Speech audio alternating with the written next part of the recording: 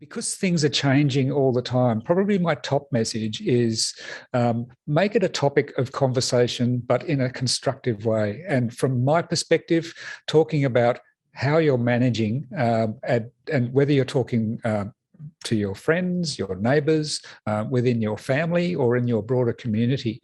I think that I think it's important to give people the opportunity to talk about what their particular struggles are, what their particular anxieties are, and to share how we're all travelling on this very, very new journey. None of us have been in this situation before. We can't expect anyone to have to be totally confident about the steps that they're taking at all times. And so, as a way of, I guess, sharing our anxieties and our challenges around this, and benefiting from each other's experience, people find that incredibly supportive. Just having that opportunity to not just ask them, how are you going, but how are you managing what's going to be happening in the next few days or the next few weeks? What are your plans? Do you have any concerns? How are you managing that? So I think a practical and focused conversation about how people are navigating this at times challenging landscape, I think, is very, very helpful. Yeah, Dr. Wright, want to add to that as well, the question of a lot of people from multicultural communities are here and their families are overseas and they can't connect. What should they be thinking about and how do they cope? I've got a feeling that many of those people could tell me a thing or two about how they've been able to maintain connections through such an extended and difficult time.